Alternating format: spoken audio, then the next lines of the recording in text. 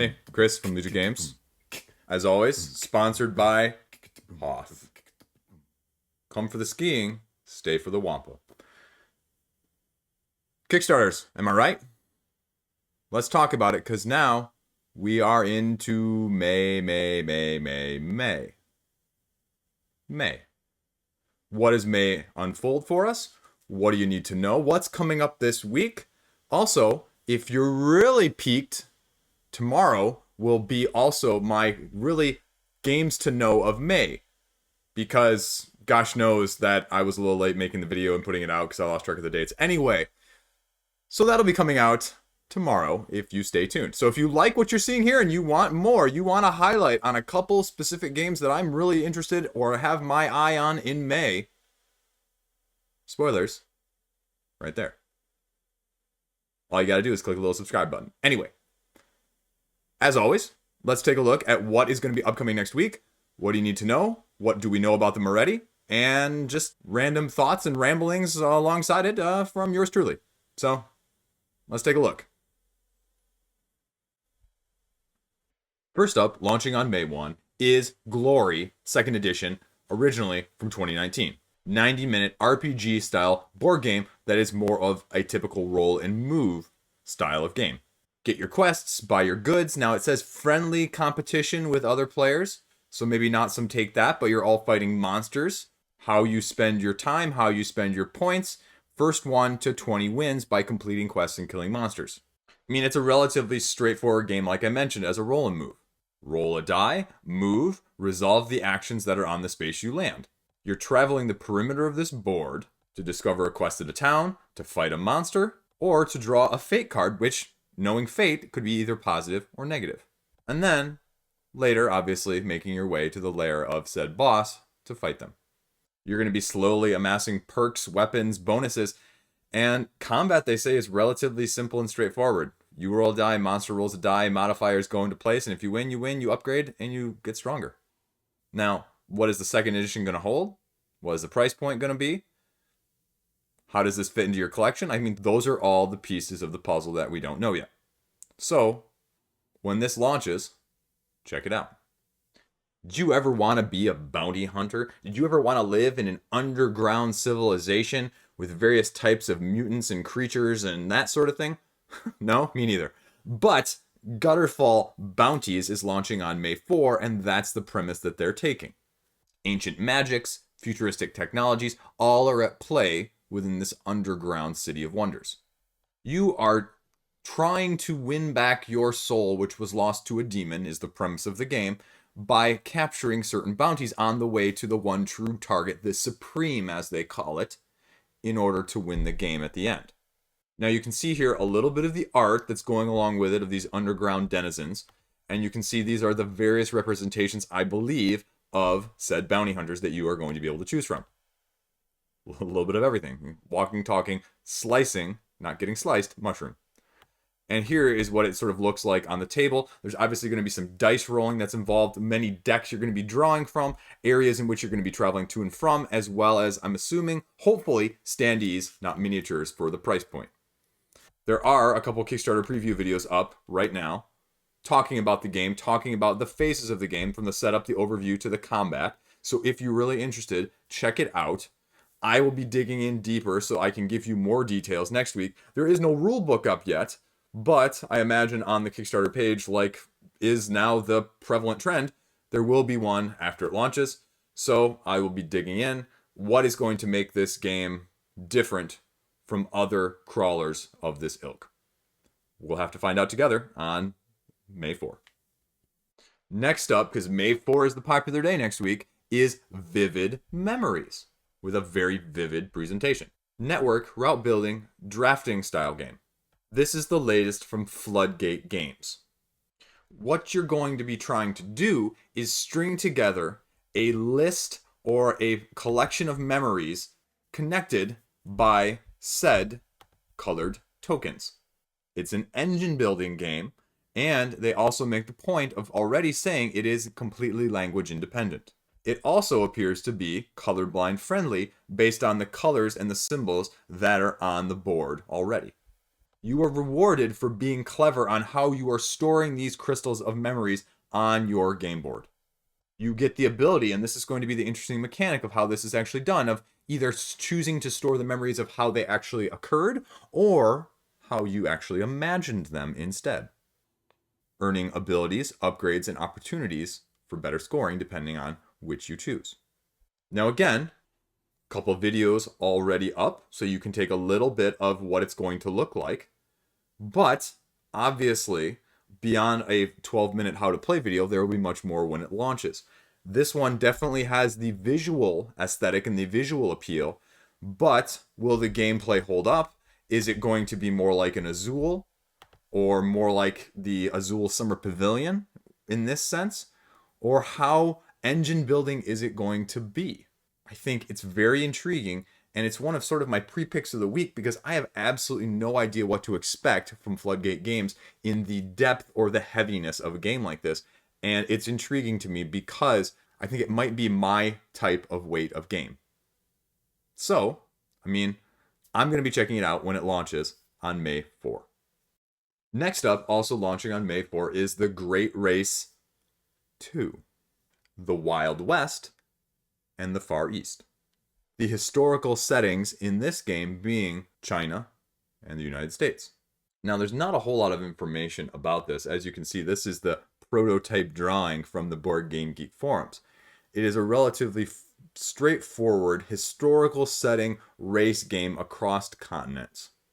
You are choosing actions, making your plans, and then choosing what opportunities or what difficulties you're going to have to deal with as you're traveling.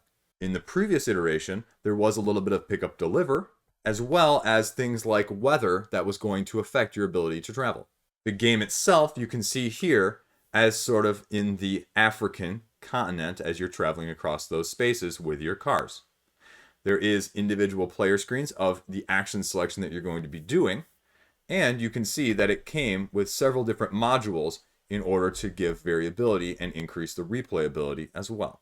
Apart from that, I don't really have a clue. I'm not a big fan of racing games. I'm not a big fan of pick up and deliver, but haven't really seen anything that looks like this before, so it's definitely a different take on it. They say that they're trying to get more US backers involved because the overseas production and shipping were limited last time, so we'll see what differences there are from the first time around. If that interests you, check it out on May 4.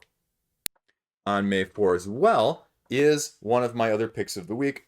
Spoiler for tomorrow. Ice. Now, as I mentioned in the video tomorrow, man, Ice, when you title a game like that, it's kind of hard to find on Board Game Geek. But this is a 1 to 5 player, 1 to 5 levels of Ice, digging through them, worker placement, resource management style game with collapsible ice shelves that, if you're not careful, can cause you to lose what you've been digging for or your workers in the first place. The theme is unique, the aesthetic is unique, the mechanics look unique. The question is, how well is it going to be received? Personally, I think it looks very unique and very fantastic, and my eyes are going to be on it even as a person who is not a worker placement type of person. The game plays until you get down to the very bottom level. When some person exposes the 5th layer anywhere, that's when the game is end. The points are tallied. You're going to be using asymmetric abilities, worker placements, actions, upgrades in order to be the best archaeologic digger on the ice. Intrigued yet? Tune in tomorrow for a little more detail, or check it out also when it launches on May 4. Next up is also CATastrophe. CATastrophe, a game of 9 lives, for obviously titled reasons. As the title may tell you a little bit of, you have 9 lives. Last one standing wins. You're playing mini games based on the roll of a die in order to see who is winning and who loses said lives until, like I mentioned, only one person is left. Now, there's no videos, there's no files of the rules, so all we have is these prototype pictures to go off of. And you can see here, you have the various lives, I'm assuming in the center board, that are representing where you are in the current standing. There's going to be the die rolling that I mentioned in terms of figuring things out. And you're going to be having these cards with asymmetric abilities that are going to be affecting said games, drawing from whatever deck you need to. That's about all there is, folks. So, if you like cat-based games, if you're intrigued enough to check this out, check it out when it's launching on Of course, May 4. Another under the radar hit from the last year or two, Chow is launching, is the sequel for specifically a 2-player game, Chow T for 2 on May 4. From the aptly named Steeped Games. I didn't come up with that one. They did. I give them kudos. It's not like a dad pun like you usually hear me say. You are facing off head to head as rival tea merchants. You like worker placement? How about dice worker placement? You like variable play length? At the beginning of the game, you set how many tea contracts you need to complete, either 3, 4, or 5. Track your tea production through the various unique mechanics and boards as you try to achieve those contracts in the first place. A little deluxification, if you will. If that combination of 2-player dice placement, symmetric action choices appeals to you, check this out when it launches on the 4th. I know that there are a lot of review copies floating around there, so expect to see a lot of videos on this game in the first place. If that interests you, give it a look. Next we have up Kiwi Chow Down. Kiwi Chow Down. Doesn't that sound like just, I don't know. That sounds just funny when you say it out loud. It's one of those things maybe you say like 5 times fast. Kiwi Chow Down, Kiwi Chow Down, Kiwi Chow Down, Kiwi Chow Down, Kiwi Chow Down. I almost did it there. Anyway, sorry, I get distracted easily. Shiny. Sorry, I get distracted easily. A 1 to 5 player game from Detestable Games, where over 4 seasons you are trying to build your herd of kiwis, feed them, and move them however they need to be handled. This is a grid movement, area majority, area control style game. Feed the kiwis, get more kiwis. Get more kiwis, you only have so much land. So much land, small kiwis get bumped off. Feed them too much, it says kiwis explode. Didn't think I'd be talking about exploding kiwis this week, right? Hyperspace Kraken. They're not. But kudos anyway. You're moving your flock then around the board to try and control the most area at the end of the round. At the end of the round, you place your domination flag, essentially. And then at the end of all of the rounds, you count up who has the most. Now, if this concept looks familiar, it's because it's by the same people who did the Kickstarter last year for Dodo's Riding Dinos, which was massively successful as well into easily the 6 digits. So it's got a similar aesthetic, similar vibe. Again, I know that there are going to be plenty of videos. They reached out to me and I said, this isn't my type of game, as more of the area control-esque. So I had to pass, but be assured that there's going to be plenty of content out there when this one launches. Just like Chai Tea for 2. Now next up is Sanctorvm. And I'm highlighting this because, I mean, it's launching. But, unlike everything else on this list, it is launching on Indigogo. 1 to 6 player cooperative sci-fi horror dungeon crawl-esque game. You want a massive RPG 15 session campaign? You got it. You want an individual scenario-based mission style setup? You got it. Campaign mode, they say, just so you know, averages, they say, again, 3 to 4 hours per mission, whereas the mission mode is about 1 hour per mission. Now, the description is a little bit strange. I can't tell quite if it's a 1v all or more of a DM, because they make this mention of one person being the overlord who is designing it. So I can't tell just based on the brief Board Game Geek description here whether or not it is which of those. They're talking about using this dice-based system where each player gets a number of action dice based on their ability and their superpowers to use throughout the narrative. You are superhumans on this colony, experiments of an evil mad scientist, and you are trying to overcome and survive. You can get a little glimpse of what it's going to look like right here. Now, again, the question is, why Indigogo versus Kickstarter? Sure, there's reasoning and rationale behind it. However, I don't know what that is, but they did not fund successfully about a year or so ago on Kickstarter. So apparently they're going to see if this does any better. Again, not a whole lot of information otherwise on Board Game Geek. No videos, no rulebooks, very few images. So what the gameplay is, and again, what makes it different than the other sci-fi or even dungeon crawlers out there remains to be seen. You're going to have to go check out Indigogo when it launches on the 4th, along with all the others. Speaking of campaigns that had previously launched but failed to fund, up for the second try as well is Journey to Ecrya, which is launching on May the 6th. This is, and I think I previously covered this, and they delayed their launch, which is why it might sound familiar, a 2 to 4 player fantasy-esque RPG style board game. A turn-based game, very similar in the sense that there is going to be players taking turns as the game master as well as the active player during the game itself. You are trying to journey to the Cursed Mountain to be the first one that defeats said final boss. They have their own website here, and you can see a little bit of what it looks like, including a rulebook. You are going to be journeying on your way to said mountain through various tiles, trying to complete and collect various treasures, quests, events, anything and everything under the sun that you would typically think of from a fantasy realm side of things. I won't dive into it this week, but on said website is aforementioned rulebook. So you can get a little bit better sense of what is going to make this game more unique or more different than others in the genre as well. One thing you need to know, though, obviously, is this is a little bit of a denser rulebook. 25 pages, and as you can see, it is very text-filled, and there's a lot of iconography going on in the card system to begin with. So it's not going to be as light of reading as some of the other games I've mentioned or talked about even in the most recent roundups. So you need to be aware that, okay, I'm going to have to invest a little bit to get a little bit more out of it. Now, again, what makes this game stand out? I feel like that's sometimes the problem with these bigger campaign style games is what differentiates you from Joe Schmo down the street putting out the same thing? Do people want to take the role of a GM in this game? You know, as I've said in the past, you know, like with Bardsong, if I want to play D&D, I'm going to go play D&D. So how does that mitigate things, and how different or difficult does it make it?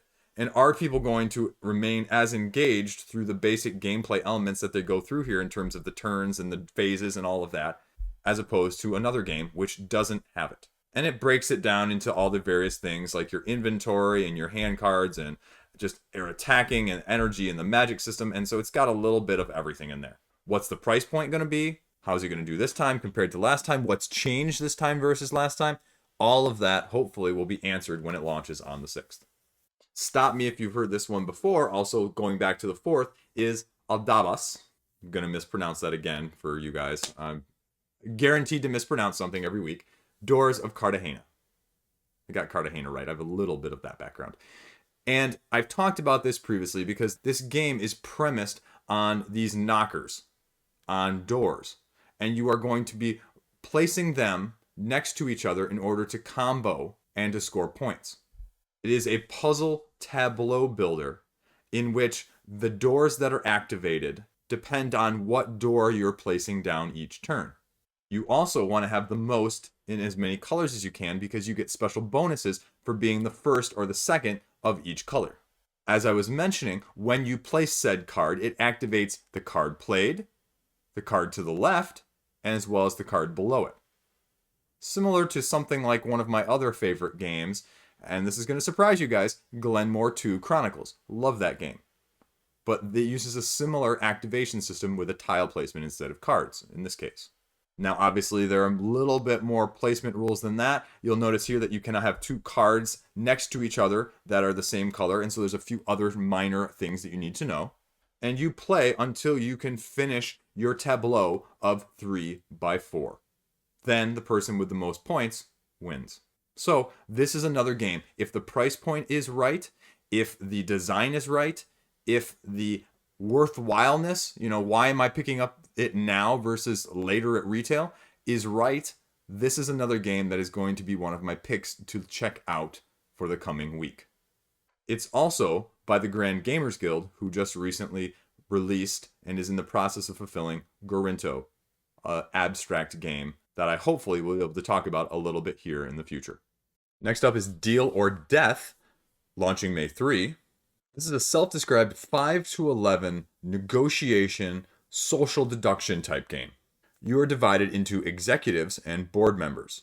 The board members are the group that is not the executives. The board members, however, all have their own secret hidden role, and they're trying to compete and align with the executive, which has the best and most lucrative deal. It is an economic matching of deals between the executives and the shareholders trying to see who matches up with who in order to get the best deal at the end of the negotiations. A little bit complex, a little bit higher level, but I think it's also probably going to be a little bit easier once we see a little bit of a full rule book, because I don't think the description in a compact nature I can really give you that's going to sum up everything you need to know. If you like a little bit of maybe a heavier, a little bit very fluid negotiation, meta, behind the scenes, information gathering, social deduction game, check this out when it launches on May 3. Next up, launching on May 5, Travelers of Tryphosa. 2 to 6 player.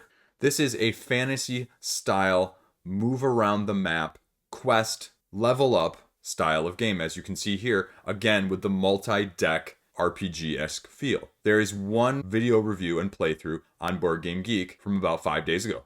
Otherwise, we have a nice selection of images that show a little bit more of the detail and the cards that you can see in terms of the powers, the dice rolling that is going to be essential in terms of each character's how they play, and some of the skills that they're going to be obtaining, using, or partaking in during the game.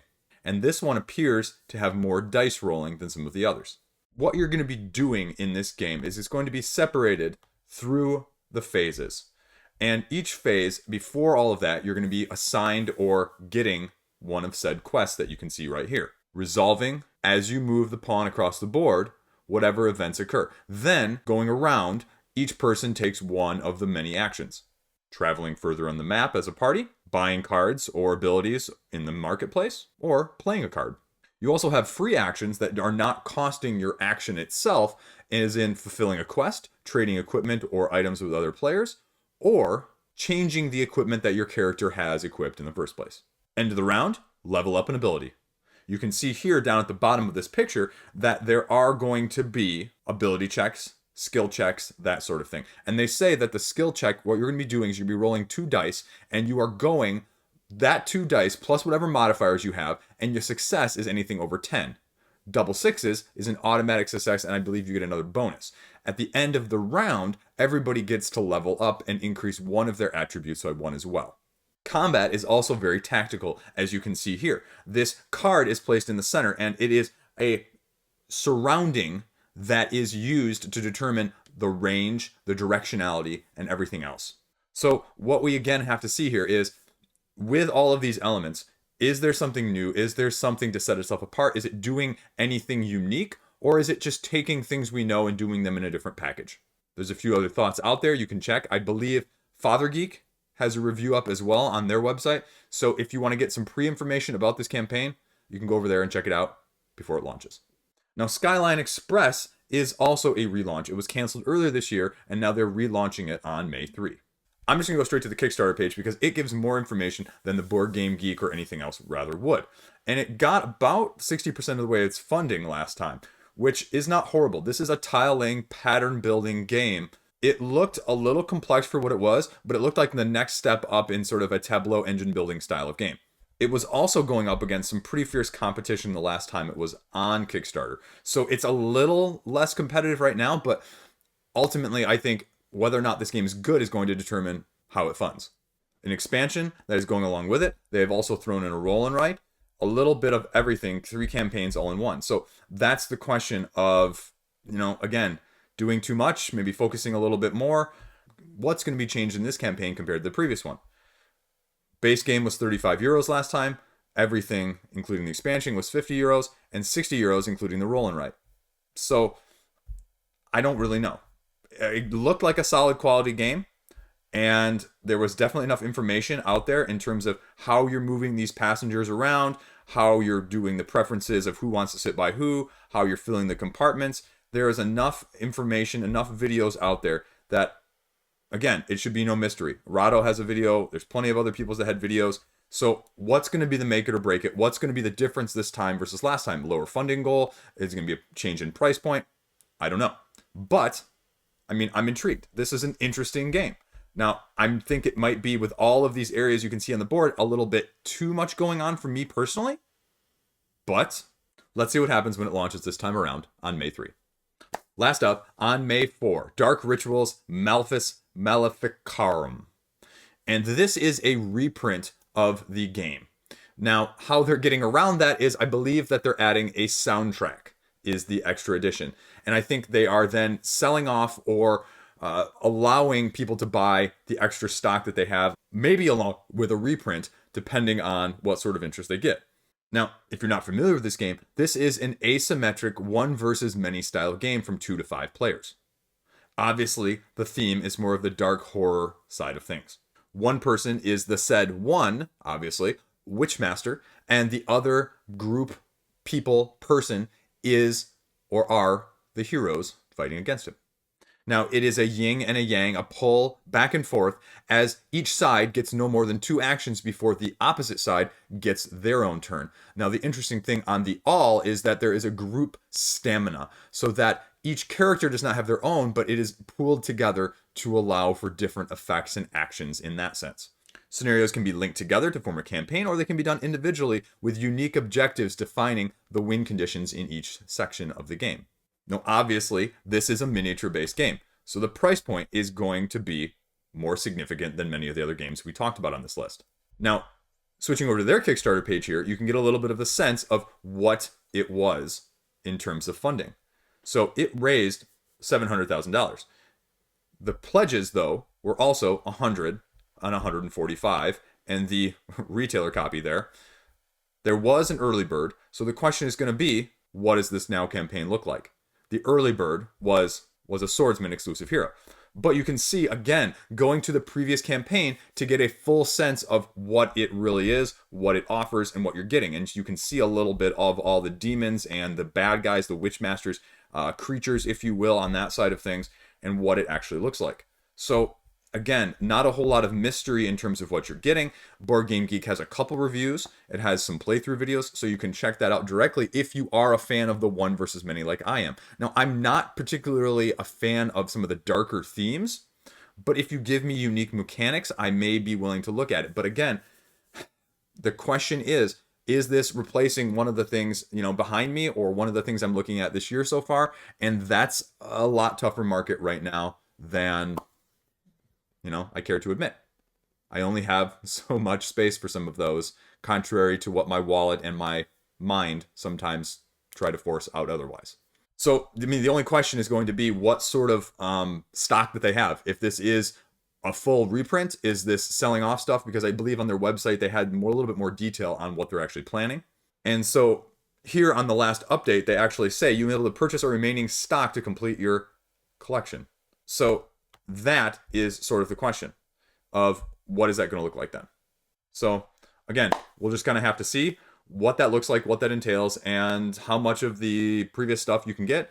Can you get some of the exclusive stuff? Can you get some of the expansions? How much of it? What's available? How are they going to do that? No idea. But as it says here, check it out on May 4. Okay, that's it. A little bit of everything this week. Nothing huge, but there are a couple of big surprises sort of lurking still later this month. And watch tomorrow's video. And we'll kind of just see what else pops up, because there's always some fun stuff that flies under the radar or completely unannounced. I'm going for 10,000. A little more details on that tomorrow. Long story short, just trying to be better for you guys. Let me know what else I can do. Let me know what you'd like to see. I'm going to try and come up with some reviews, a little bit of everything.